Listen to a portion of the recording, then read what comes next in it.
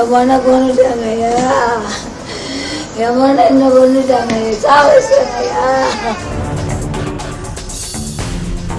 படிக்கிற பொண்ணை கூட்டு போய் மனுஷன் மாற்றி கல்யாணம் பண்ணி என் பொண்ணை கொண்டுட்டாங்கய்யா.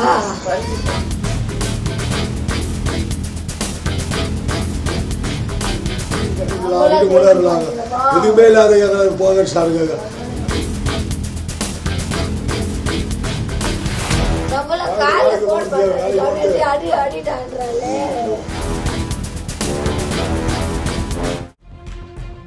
சென்னை கே நகர் சிவலிங்கபுரம் பகுதியைச் சேர்ந்தவர் த்ரிஷா.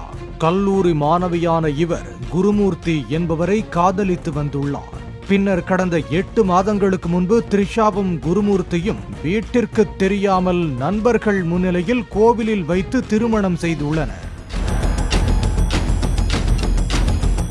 இதனைத் தொடர்ந்து த்ரிஷா சைதாப்பேட்டையில் உள்ள தனியார் கல்லூரியில் 3ஆம் ஆண்டு BSc படிப்பை தொடர்ந்து வந்துள்ளார். த்ரிஷாவின் பெற்றோர் வீட்டிற்கு எதிராக வாடகை வீடு ஒன்று எடுத்து இருவரும் தங்கி வந்ததாக கூறப்படுகிறது. திருமணமான நாள் முதலே த்ரிஷாவிற்கும் குருமூர்த்திக்கும் இடையே கருத்து வேறுபாடு ஏற்பட்டு வந்ததாக சொல்லப்படுகிறது. இதனால் குருமூர்த்தி வேலை முடித்து வீடு திரும்பாமல் தனது தாயின் வீட்டிற்கு சென்றுள்ளார். நேரமாகியும் குருமூர்த்தி வீட்டிற்கு வராததால் தனது மாமியாரின் வீட்டிற்கு த்ரிஷா சென்று பார்த்தபோது கணவன் குருமூர்த்தி அங்கு உறங்கிக் கொண்டிருந்தது தெரிய வந்தது. பின்னர் இருவருக்கும் கடும் வாக்குவாதம் ஏற்பட்டுள்ளது. மேலும் த்ரிஷா வீட்டிற்கு சென்று மின் விசிறியில் தூக்கிட்டு தற்கொலை செய்ததாக கூறப்படுகிறது. தகவல் அறிந்த அக்கம் பக்கத்தினர் உடனடியாக இளம் பெண்ணை மீட்டு மருத்துவமனைக்கு அழைத்து சென்றுள்ளனர். ஆனால் செல்லும் வழியிலேயே த்ரிஷா இறந்துவிட்டதாக மருத்துவர்கள் தெரிவித்துள்ளனர். இச்சம்பவம் குறித்து போலீசார் வழக்கு பதிவு செய்து விசாரணை நடத்தி வருகின்றனர். மேலும் இதுகுறித்து பேசிய த்ரிஷாவின் பெற்றோர் குருமூர்த்தியும் அவரது தாயும் தொடர்ந்து வரதட்சணை கேட்டு த்ரிஷாவை கொடுமைப்படுத்தி வந்ததாகவும் அடித்து துன்புறுத்தியதாகவும் கூறியுள்ளனர். நாங்களும் சொல்லி பார்த்துறோம் ஐயா, எங்களால ஒன்றும் சமாதி இல்லை. என் பிள்ளைய நான் கூட்டு போவேன், அவளை பிடிச்சி போடுங்க ஸ்டேஷனில் போடணும். அவனையும் அவளையும் காலையில் 2 பேரும் சேர்ந்து அடிக்கிறாங்க. குழந்தை லபா லபா லபா லபான்னு கத்துது. எப்பா எம்மா எப்பா எம்மா எப்பா எம்மான்னு கத்துது.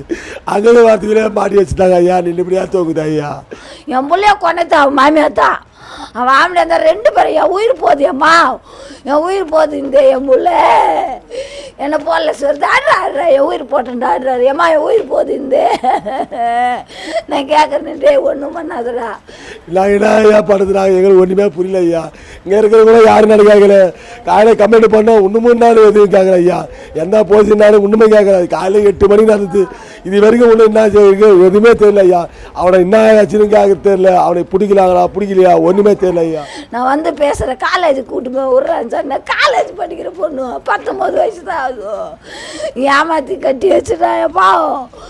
ஏமாற்றி தாலி கட்டி இன்னைக்கு சாவடிச்சாங்க. என் பிள்ளைக்கு நீதி வேணும், என் பிள்ளைக்கு நீதி வேணும். அவங்கள பிடிச்சி ஸ்டேஷனில் போடுங்க. தனது பெண்ணின் மரணத்திற்கு மகளின் கணவரும் மாமியாரும் தான் காரணம் எனவும் த்ரிஷாவின் பெற்றோர் தெரிவித்துள்ளனர். திருமணமான 8 மாதத்திலேயே கல்லூரி மாணவி சடலமாக மீட்கப்பட்ட சம்பவம் அப்பகுதியில் பரபரப்பை ஏற்படுத்தியுள்ளது.